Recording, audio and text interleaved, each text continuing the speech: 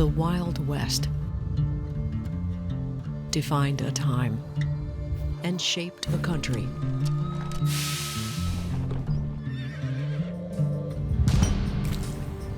But the West never left.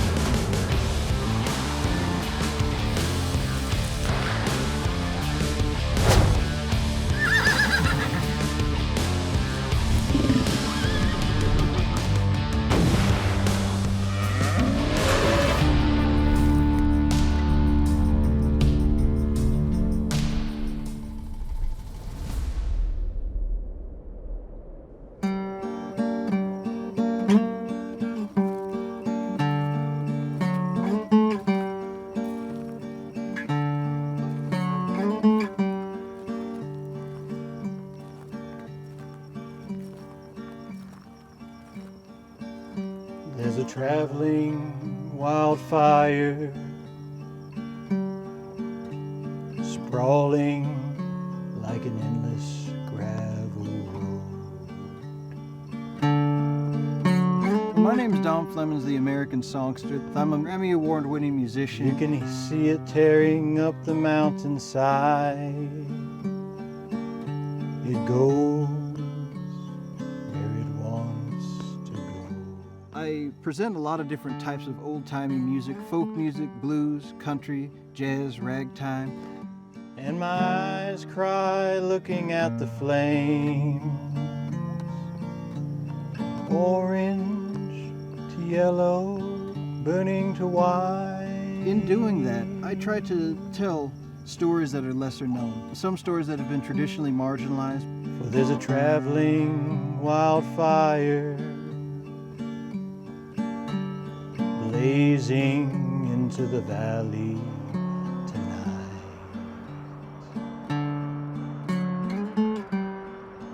When Americans went west, music went with them. In this rough and tumble world, a unique style and genre emerged. Today, Dom Flemings continues the long tradition of those traveling troubadours. The songster was a communal musician that usually led a band, and then when they played solo, they were like a musical jukebox. The American Songster began when I started to read about early blues. I thought that the songster was a great way to be able to tell people in one word what I did with the variety of music. And of course, the American Songster, a way to really emphasize that I just wanted to present American history. And music has its own history out west. My journey began here out in the desert, here over in Arizona. There are a lot of different types of people you find out in the West. So when I'm interpreting a lot of the music, I'm trying to figure out ways to be able to reach into all of these different communities and show that diversity. The cowboy is one of the icons of American cultural identity, but the African-American roots of cowboy music were almost forgotten. Around 2010, I came across a book from Philip Everett called The Negro Cowboys, and it mentioned that about 1 in 4 cowboys who settled the West were African American. I thought to myself, wow, I'd never thought about there being black cowboys. I decided to start putting together an album, and I knew that it has to be a comprehensive look at the Black West. Black cowboy history goes back to the earliest days of colonization and flourished with the expansion west. This was a moment where, especially when you had people that were coming from generations of slavery, they are working on the farm a lot with animals. They're very skilled and they're very good at what they do. And now this is the first time they're getting paid to do this work that they were doing for free. Lured by the open range and new opportunities, more than 5,000 black cowboys worked during the cattle drive era. They made vital contributions to the transformation of the West. You can see how black cowboys then excel exponentially from the moment that they were able to break out of the plantation system and then find new work, especially out west. These are all part of the West story in one form or another. So I tried to embody a little bit of that in the songs I wrote. While many books have been written about black cowboys, only a few of their songs had been officially documented and recorded. When I was putting the Black Cowboys album together, I had to figure out what was black cowboy music compared to white cowboy music, because there's a well-established canon of cowboy songs. Called the first thing smoking down the road somewhere.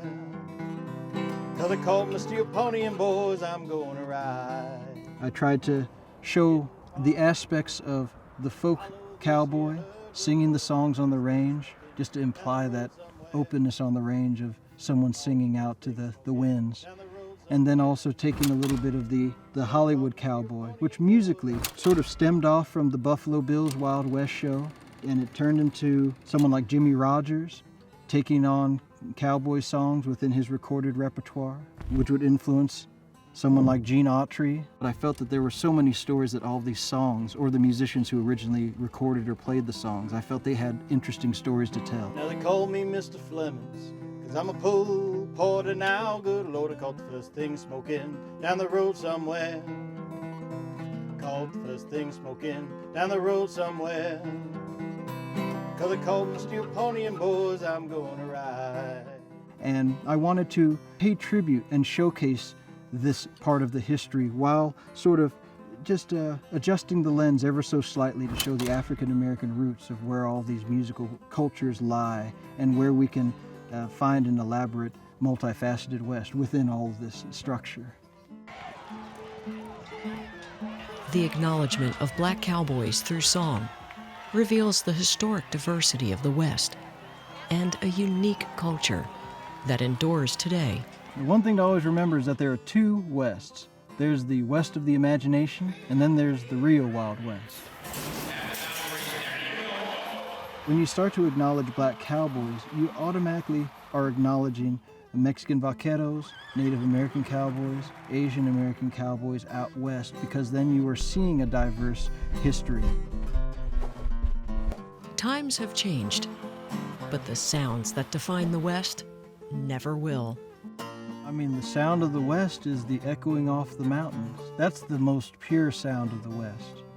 And that's one of the things I really wanted to showcase in the album, was having just a single voice out there, singing out and letting the sound echo off the mountains and through the hills and the valleys. I think that's the most pure sound of the West.